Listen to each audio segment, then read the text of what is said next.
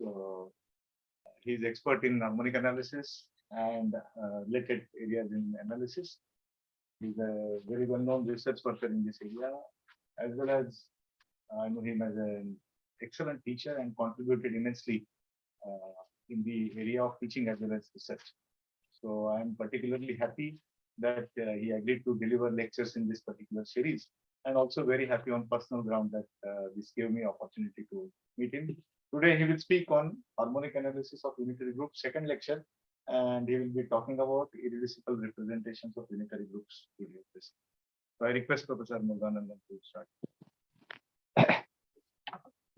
Thank you so much. Thank you so much for my friend Dr. Professor Sholapurkar to give a nice introduction, which is not completely true. I thought which is not complete yourself. So this is the second lecture. I don't have to give much introduction about it. Yesterday, in the last lecture, we spent time on understanding the unitary dual of a general compact group. But because it is general, you get some abstract information. And I just thought of recapping what we have done. So this symbol which appears there would be kind of disturbing to you. This means that G hat is the unitary dual. It is completely contained in lambda. What is lambda? Lambda is the left regular representation of the compact group G. So when I say that it is contained, what do I mean by that? A replica of irreducible representation is sitting inside lambda. But what is lambda? Lambda is a left regular representation on the Hilbert space L to G. Therefore, it will appear any abstract irreducible representation of G will appear as a sub-representation of left translation, left regular representation. So this proof, you see that it is given through the matrix coefficients. If you have an irreducible representation, you have an orthonormal basis. You already know that all irreducible representations are finite dimensional. So therefore, I have a finite orthonormal basis. Then I define this matrix coefficients. By clubbing with some psi naught, I see that it is a function. It's a function over G. So therefore, it is in L to G also. And it forms a vector space. That's not a big deal. But the most important thing is, if I denote this as a subspace, this subspace is invariant under left translation. That's what it means. If I give a operator from the abstract Hilbert space to V pi is actually sitting inside L2G, and this is the map. So psi naught is fixed. So this gives you a unitary equivalence. So that is, it says two things. One, V pi is invariant under lambda. Secondly, there is a unitary equivalence class. So that means every irreducible representation is equivalent to a sub-representation of lambda G, which I was telling. So we were writing this as a compact form. In the last lecture also we wrote L2G is actually a direct sum of V pi, where V pi is a subspace. But so V pi, as I said yesterday, you have n orthonormal basis. For each vector I throw in, first I throw psi naught. Similarly, when I throw in, I get one copy. So therefore, how many copies will be there? As many as orthonormal basis, namely the pi appears in lambda with multiplicity d pi. So this is what the crux of the Peter-Weyl theorem. So if you want to have an irreducible representation of compact group, don't go anywhere. You go to L2G, it is there. But it is an abstract theory, of course. And this is the set of all class functions. Characters belong to the class function. Yesterday we have seen conjugacy class, it's invariant of conjugacy class. Here the result is more aesthetic and beautiful, because if I take a class function, I give like this. This should remind you of the Fourier series. This is actually Fourier coefficient. This is the harmonics which we said e power int, and any function. This is simply a Fourier series formula which works for compact groups, but provided the function is a class function. So this is only this much you can go. You can't go beyond. So this is what I said on the basis. This is what we studied yesterday. And I also said that among the compact groups, UN plays a crucial role. In which sense? I said that any group which is locally Euclidean is going to be a subgroup of UN. So therefore, a compact locally Euclidean group is sitting inside UN, as we have seen proved by von Neumann. And now we want to see what is really happening with the specific groups. As far as compact groups are concerned, though I have a theorem, Peter-Weyl theorem, that doesn't give me a complete information about all irreducible representation because I want to parameterize G hat. The parameterization is very important. Even in 1930s, there was equivalent of Plancher's measure available for a general locally compact type 1 groups. There is a type 1 group. Harishchandra has proved semi-simple Lie groups are all of type 1, and he had given the Plancher's measure. He computed the Plancher's measure. So that is more important. So what we do is, though I wouldn't be talking about Harishchandra's works, I am going to give you a window through which you can see that, you can appreciate, and that will be more transparent in the next lecture on UN. But at present, I do SU2. If you understand SU2, it is 2 cross 2 matrices of determinant 1, then UN will be easier to follow. So let's see how it goes. So you have the remaining major part of the lecture would be to parameterize the unitary dual of SU2. That's what we are going to do. And this is given like this. This is, you see that where alpha square, because of this condition, it will be homeomorphic to our unit sphere in R4. And also it is connected and something more because it is homeomorphic S3, it is simply connected. So those who do not know, its fundamental group is going to be trivial. The simply connected groups plays a crucial role in harmonic analysis, which I may not get an occasion to talk about it. We will see here briefly later. So, so now, as I pointed out yesterday, sometime if you are lucky, you will have a canonical action. As I said, matrix group always operates over Rn or Cl. So similarly, SU2 will also operate on C2 because it is a group of matrices. This I convert into an action on the function space.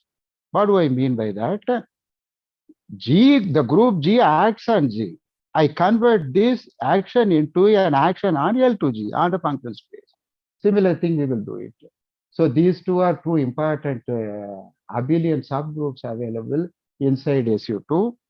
And as I pointed out in the last class, having good subgroups is better. Having good normal subgroups is further better. For example, if you have a simply connected nilpotent Lie group, there are plenty of normal subgroups inside.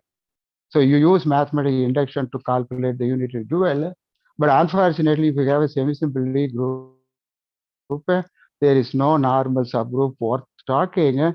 That is one challenge for Harishchandra to write down the representations because he doesn't have the help of support of normal subgroup, though there are many subgroups inside. Here it is an abelian group. This is also abelian. So now these two play an important role, not only here in the general theory of non-compact semi-simple Lie group. So this is, you see that every element of G is conjugated to the, so I am denoting this as T theta. T theta, you remember that it is a diagonal matrices with entries coming from S1. So now they are all conjugated. You know that any unitary matrix is unitarily conjugated into a diagonal matrix. So therefore diagonalizable with unitary operator. So in particular, if I take a class function, then it is uniquely fixed by T. Its value at T. A class function is fixed. And this is called maximal torus.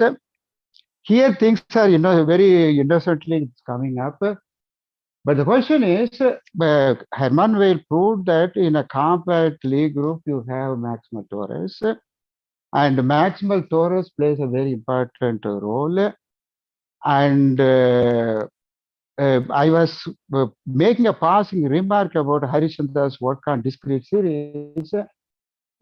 His important work says that the discrete series exists in a semi-simple Lie group only if it has a compact Cartan subgroup, compact maximal torus. It is perhaps the very surprising result because SL2C doesn't have a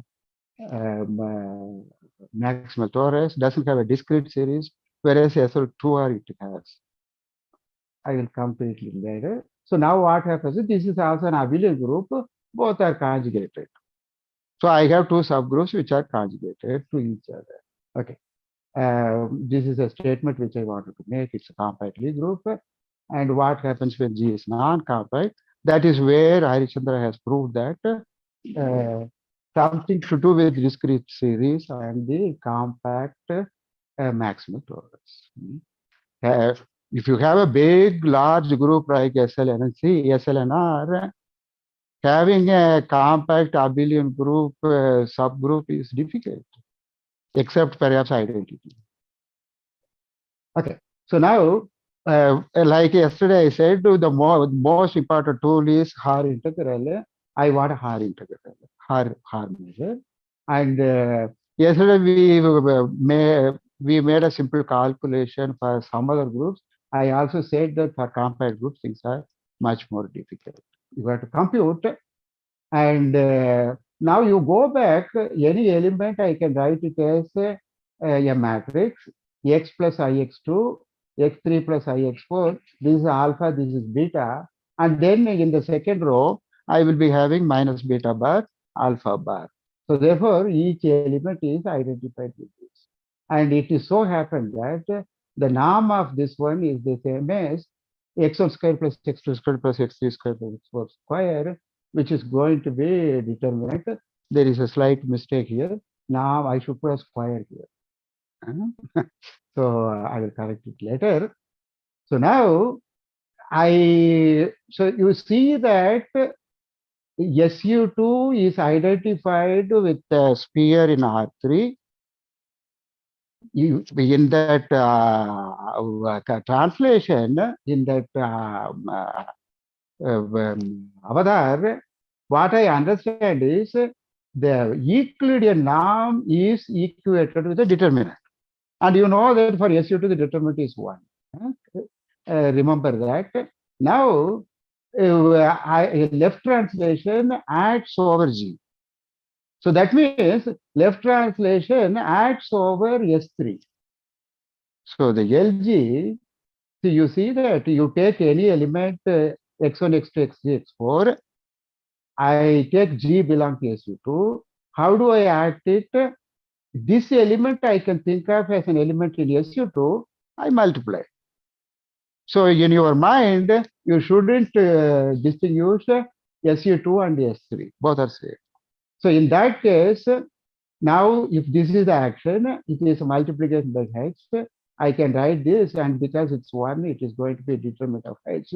So therefore, when LG perceived as an action on S3 is distance preserved. So of course, I can go for, I can extend G linearly on the whole of R2. Then I understand that this action is distance preserved. So now on S3, what is the measure which preserves distance? That is the surface measure. You know, when you are having spherical coordinates given by Eulerian angles, you, for example, if you take R2, you have polar coordinates. R3, you have Rn spherical coordinates, and R3 you confine to S3. What I get is that is distance preserving, and for us that is indeed the left invariant measure. So how do I compute the harm measure? I compute by identifying SU2 with S3 and the left action as distance preserving action on R4. So therefore, this formula, and I will not explain this formula, it is a rudimentary analysis. You have three coordinates, and you know that one, say theta 2 and theta 3 goes for 0 to 2 pi, and for the height you have theta 1. So no problem. So now I go for the class function. So you know that any element in SU2 is conjugate to diagonalizable. There is another typo here. Can you see it? There should be a minus. Sorry. And so now I calculate the trace. I will tell you why I calculate the trace. That's given by 2 cos. Remember this. So now I look at class function. So this is like this.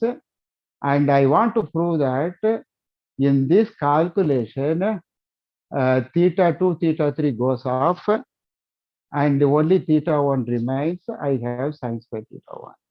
So how do I prove it?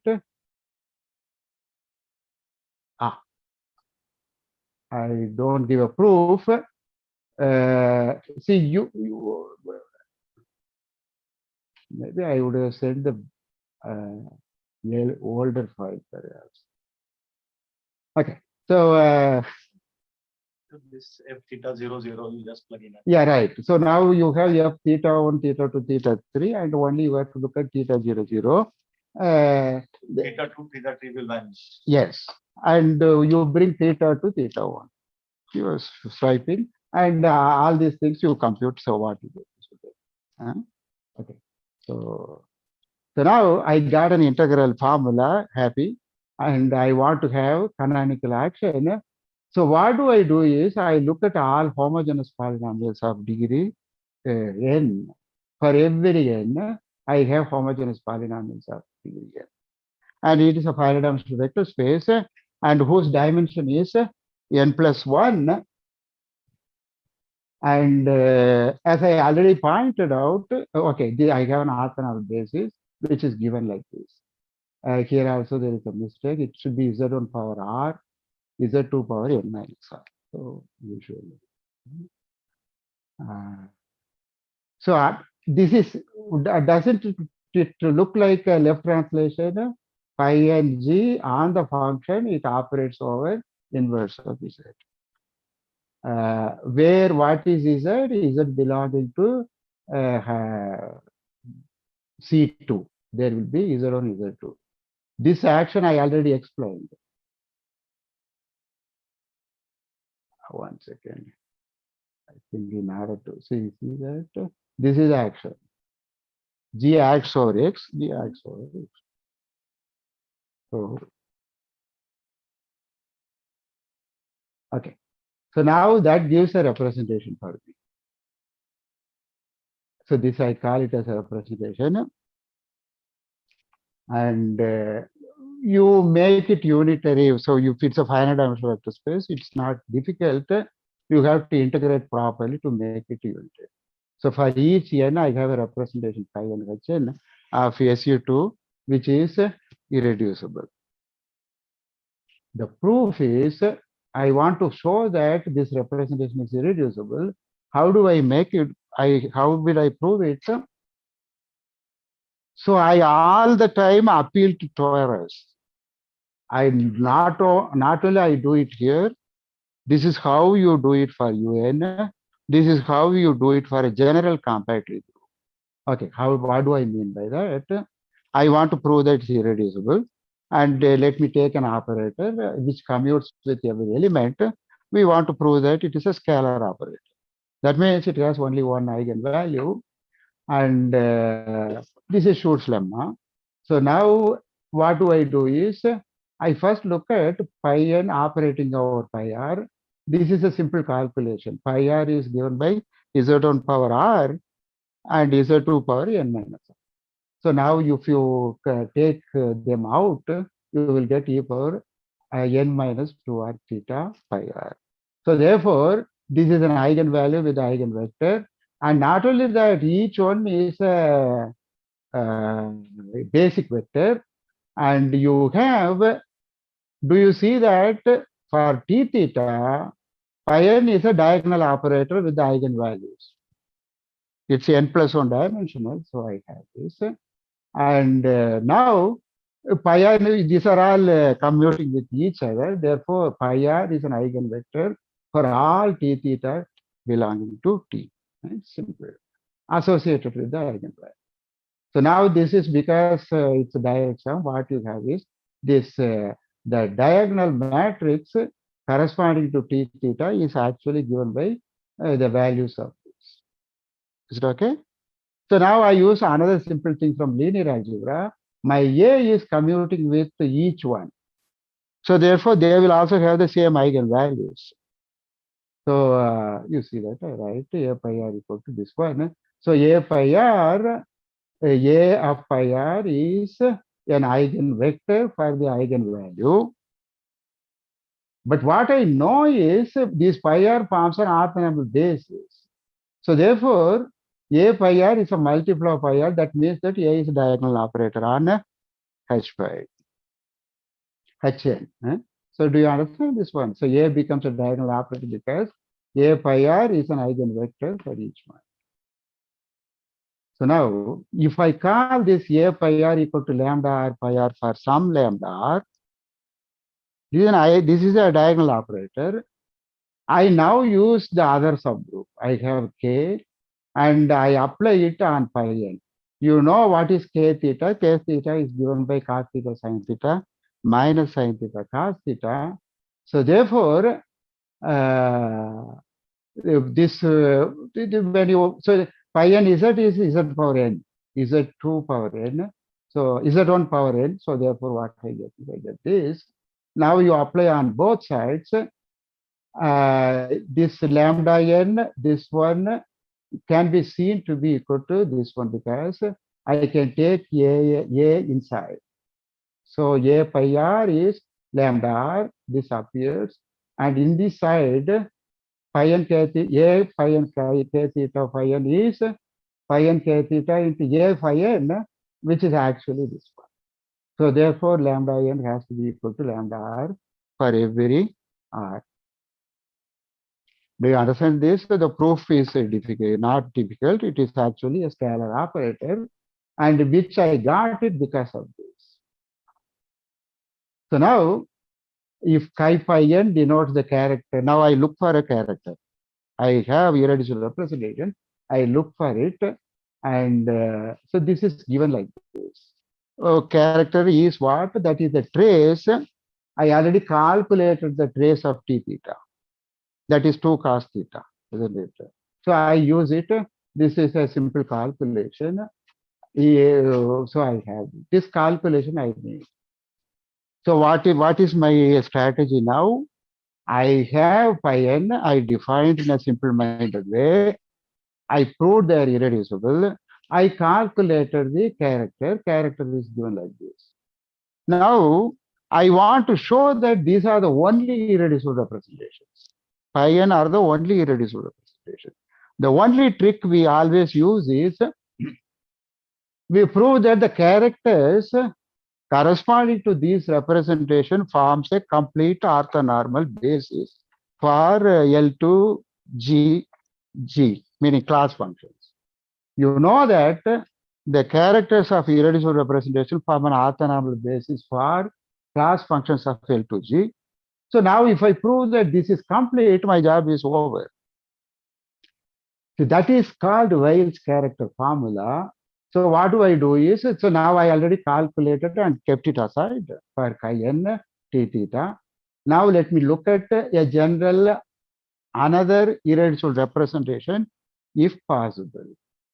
So since it's a high, it is unique to this is again repetition. So now if chi pi is the one, it's an even function. That is easy because it takes the you have a diagonal operator identity minus identity. It will take the same way. The identity minus identities are conjugated. So therefore, what you get is this is actually a even function on pi t theta. So whatever is happening for chi pi n, it also happens for chi pi, where it is given by an even function. So now we prove that, okay, if I take pi to be an irreducible representation, then we show that pi is actually equal to pi n h for some year. That would tell me that the unitary dual of SU2 is none other than pi n h. So how do I do it? I prove that this forms an orthogonal basis. And this is Schur's orthogonal relations, which we have seen yesterday. That will imply that pi has to be, this doesn't appear. If it is 0 for every n, we prove that chi pi is 0. That's what we say complete orthogonal basis. So what do I do is I prove that chi pi theta sin theta is 0. And you see what is L1T? It is the torus. The group T, which we started with, is actually torus. I want to prove that this is 0. Now I appeal to the Fourier series. This is an element in L1T. And if I want to prove that this is 0, I have to prove that all of its Fourier coefficients are 0. So we will prove that all its Fourier coefficients are 0. This is a simple calculation. If you take, because, so now this is an odd function. This is even, this is odd. So therefore odd function, this is 0. And if you take psi hat n, you see that it is beautifully plugging in. Because odd function, it is of this form. This is sin theta. You can see that this sin theta, sin n theta is none other than chi pi n minus 1 theta sin square theta d theta. So that is actually equal to, forget about the constant, this is 0. So therefore, the Fourier coefficient is 0. That will imply that chi pi is 0. The unitary dual of SU2 is given by n union 0. So now I recall again, when I want to prove that I want to parameterize SU2, I use the fact that it has a torus and use the property of a torus, which we will do it more tomorrow. So now we want to, in the second part, we want to know the irreducible representations of SO3. I thought I should bring them in detail because, see, that tells you the technique involved. So when I was looking at SU2, I was using the fact that it has got a subgroup. Now I want to understand SO3. When I want to understand SO3, I want to have a connection between SU2 and SO3. How are they getting connected? So recall, exponential map is defined like this. What do I am going to do with that? This is I already explained. So at the derivative of exponential at x in the direction of x is x. That means the derivative of exponential at 0 is identity. So that tells me by inverse function theorem that it is actually a local diffeomorphism. This exponential is a local diffeomorphism. And it's worthwhile to point out for the matrix group, when you look at matrices, exponential comes for free. But for a general Lie group, you have to work out and you have to produce an exponential with all these properties, of course. So this is a logarithmic function. I don't know why it doesn't appear. Maybe I think I have sent a wrong old file, perhaps. Okay. So this is log yesterday. Log. So this is in a kind of special groups which are called linearly groups, any close-up group. The interesting part is whenever I have a linear Lie group, calculating its Lie algebra is easy. I just take the set of all x belong to MNR, so that exponential Tx is belonging to this close-up group. For instance, if G is your GLNR, then this is going to be just the full MNR. It forms a Lie subalgebra. I just give a definition. It is a bilinear form. It has these two properties. I take the vector space L over R or C. Algebraic study over any field. We are not interested. We are looking at only R or C. So it is called Jacobi identity. So whenever I have a when I have an MNR that is closed under this bracket. What is this bracket actually? It is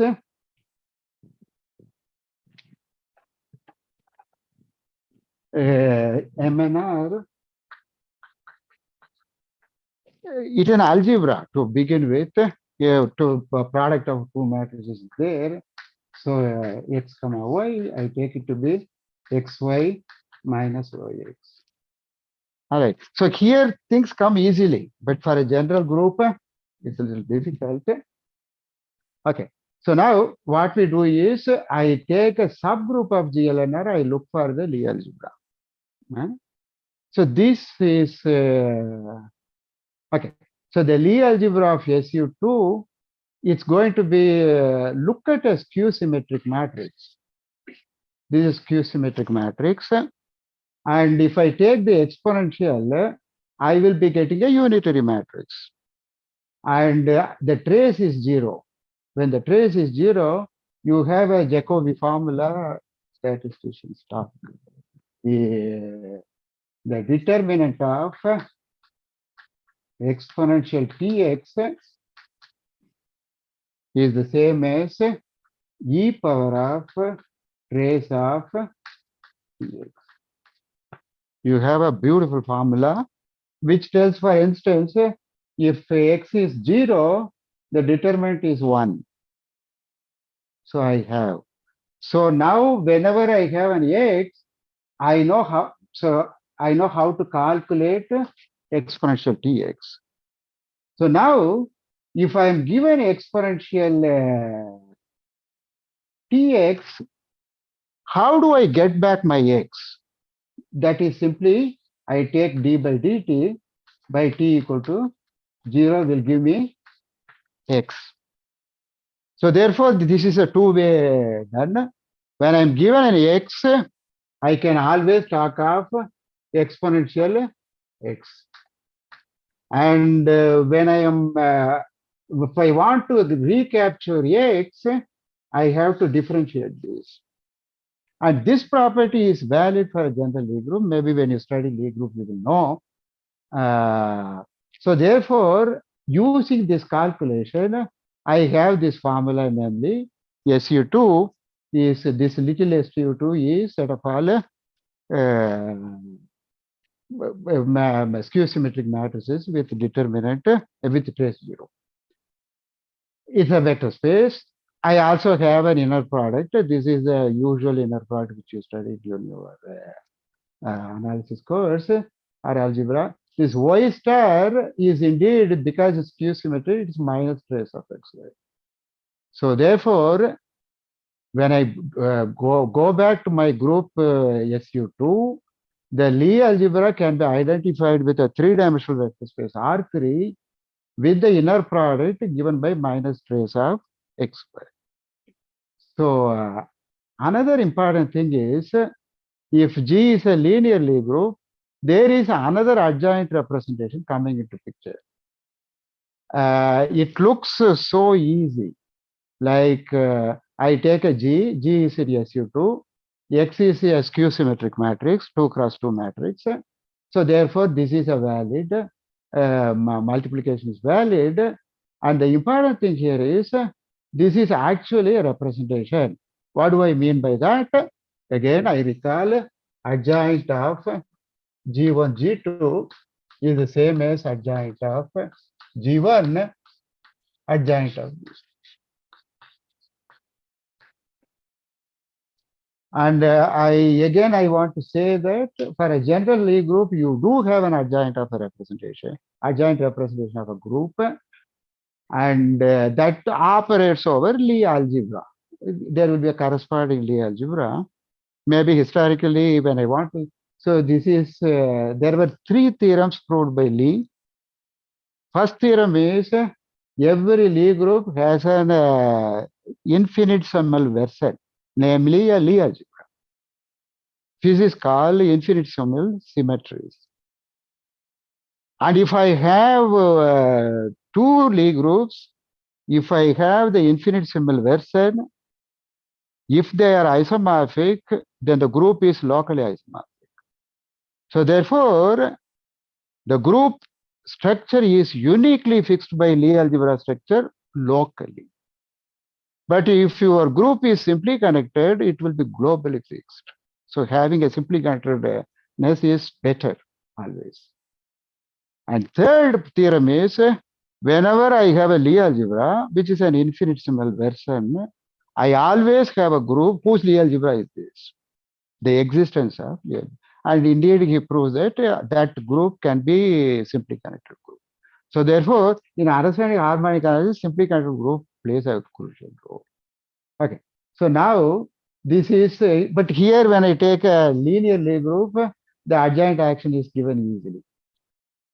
So for any G is this, to look at add Gx, add Gy, the trace of this one is, I think the inner product, there is a minus. No, I put Y star here. Okay. This is going to be trace of Xy. That means the RG preserves inner product. I recall I have an adjoint representation and it preserves the inner product of the Lie algebra, namely script SU2. And since SU2 is connected, we conclude that the adjoint of the group. So now, because it preserves the inner product, each add G is an orthogonal transformation. Now, because it's connected, you know O3 is not connected. It has 2 components. One is SO3, other one is minus meaning another component. So now, because SU2 is connected, it goes inside SO3. I promise that I wanted to calculate the unitary dual of SO3 by establishing a connection between SU2 and SO3 that is given in terms of the adjoint of the representation. I could have given a lecture without introducing adjoint, but I want to do it because what is involved here, you should know what is involved here, and tomorrow I cannot avoid, so today I introduced. So now this you have to believe me, it is a surjective map, one has to prove it. So this add need not be surjective, need not be injective also. At least here it is a surjective map which takes SU2 to SO3.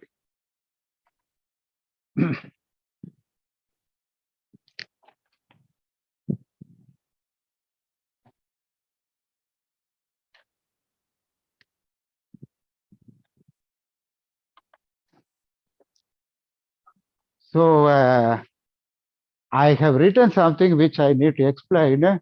I have, you take any space Y, connected or path connector, whatever, good topological space, you can talk of the covering here, a covering space. For instance, if I have the circle which you have covering space, namely R. And in complex analysis, in topology. So this one is R by 2 pi Z. And the theorem tells you that it is locally simply connected. One can always have a covering and so on. But here, if I take H to be a Lie group, and it will always have a cover, because here it is locally homeomorphic, I can push the Lie group structure here. This also becomes a Lie group. And the most importantly, the Lie algebras are same. So now if I look at this analogy, assume that I have a closed subgroup H. I have a closed sub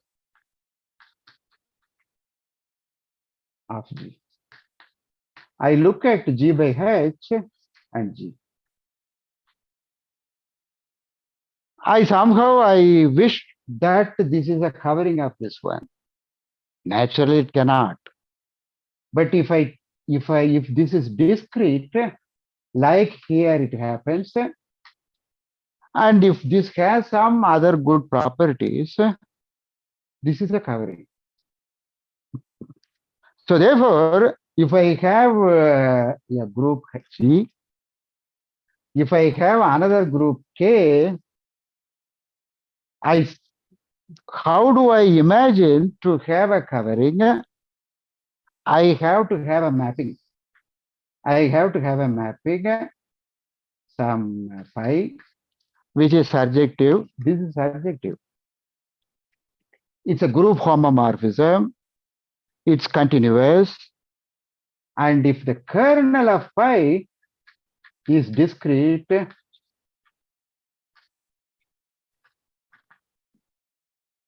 then this is a cover.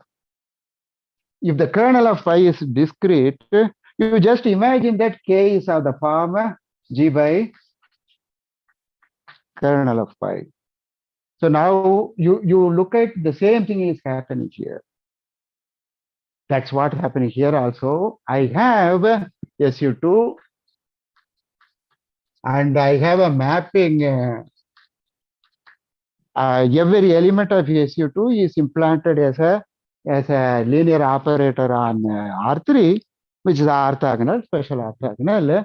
And this one I am not proving it is it's surjective. And so add is also local diffeomorphism, since the derivative of add is bijective. So mark it, you see that there is a word derivative. What is derivative?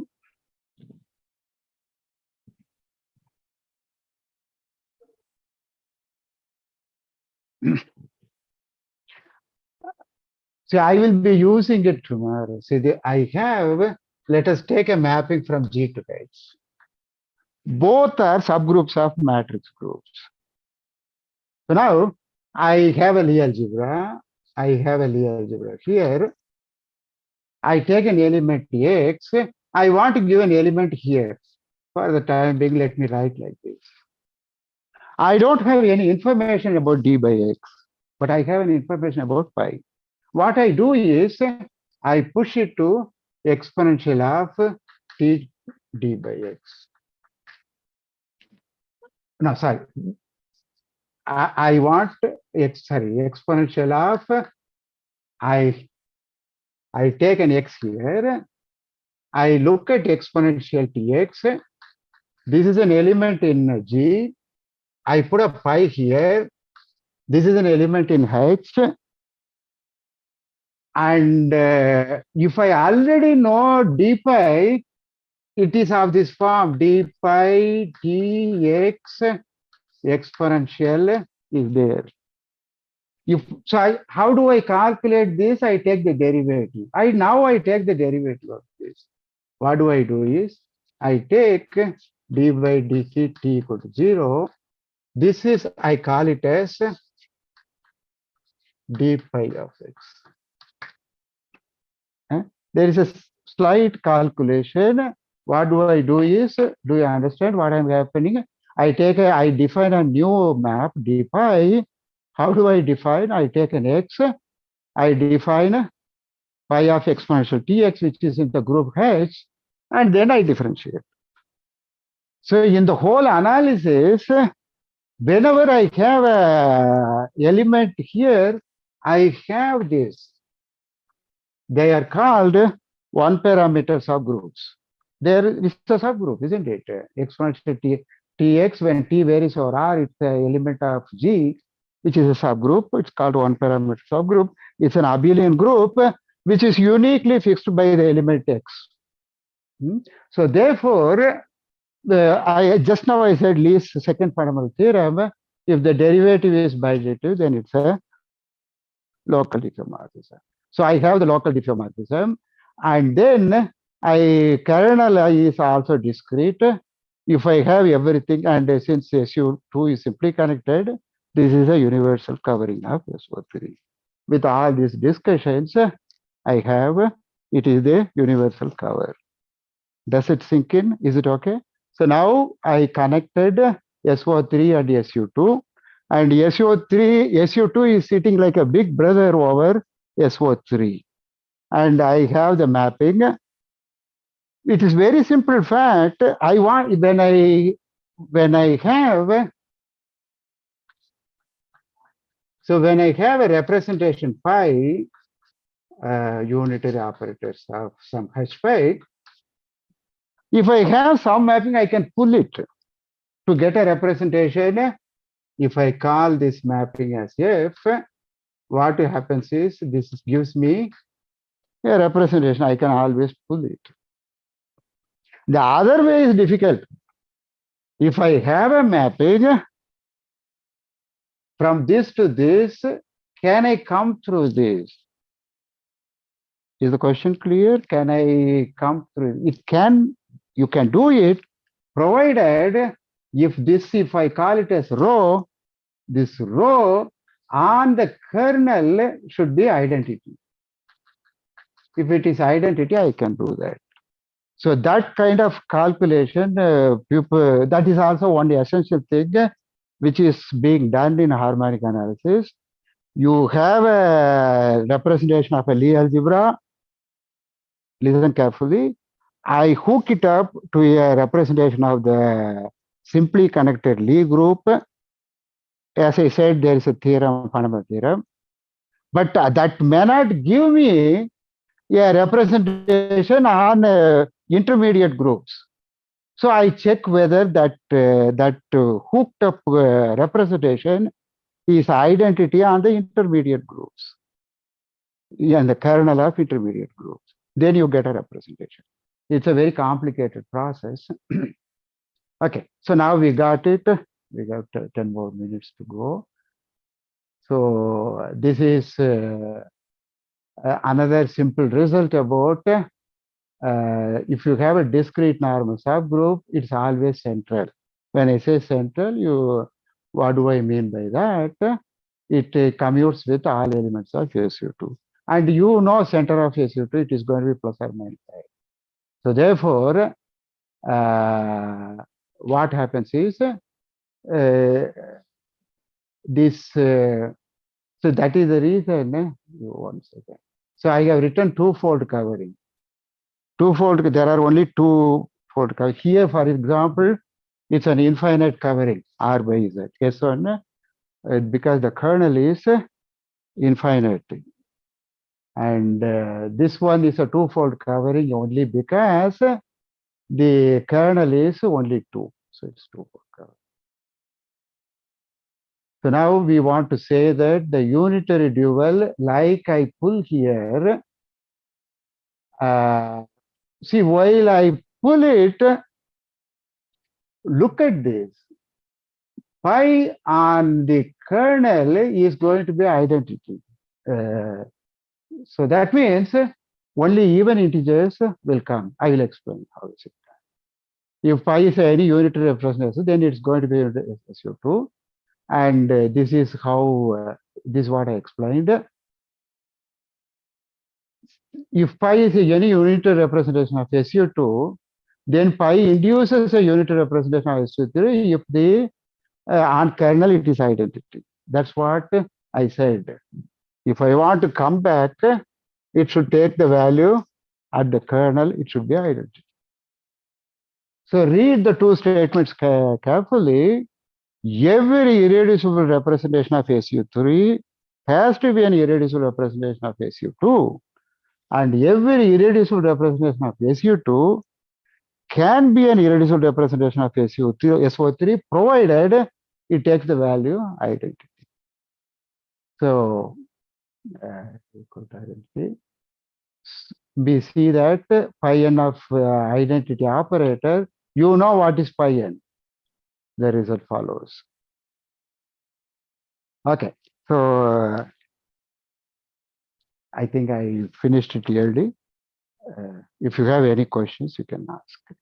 I could have started talking about UN, but it has to get you.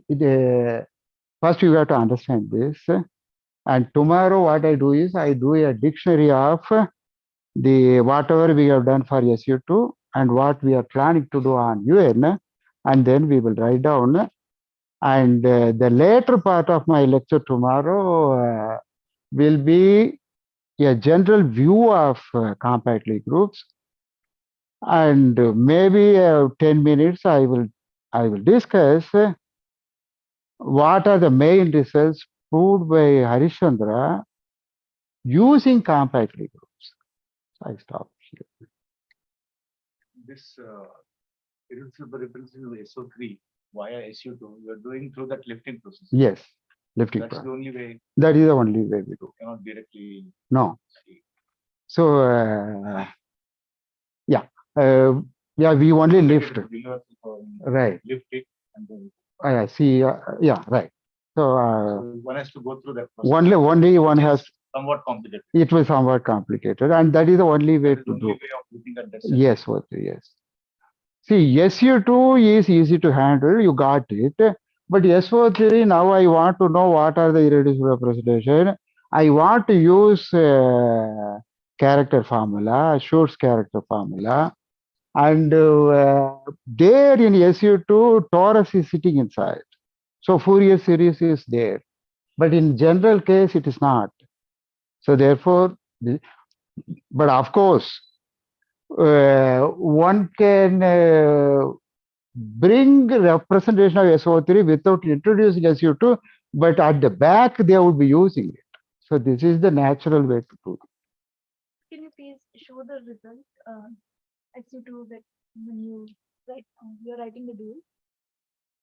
So this, why you're specifically taking 2n? That's what I said. See, look at these two. It says that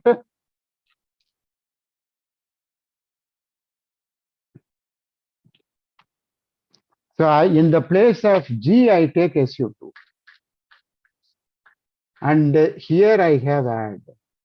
So this is SO2. And here I have irreducible representation. So, right. So now, if pi is given, I get a representation. Right. And one thing which I forgot to mention, if this is irreducible, this is also irreducible. So operators, because it's a surjective map. So therefore, it will be of the form pi n for some n.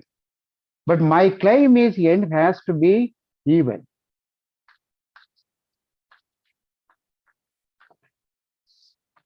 For that, I go from the backwards. What I do is, I take an irreducible representation here. And that irreducible representation will give me an irreducible representation on SO3, provided that fellow at the kernel should be identity.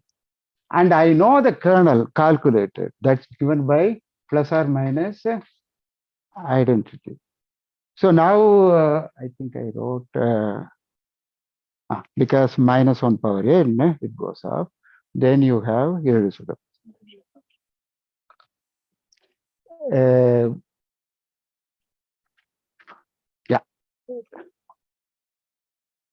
Any more questions?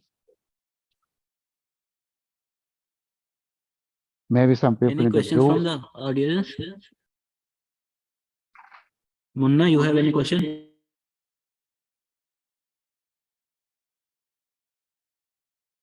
Everyone sitting in the.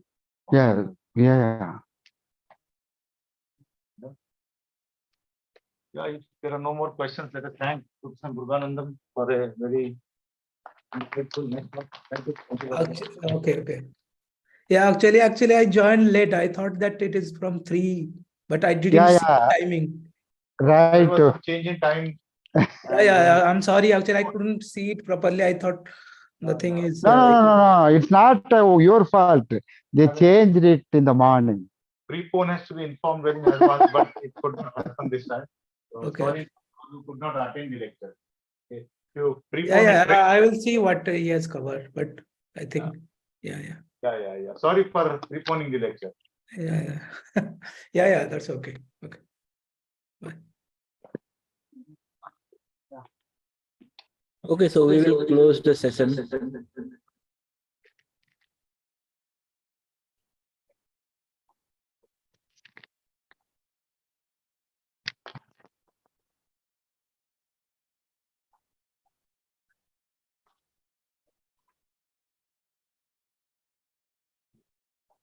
Tomorrow.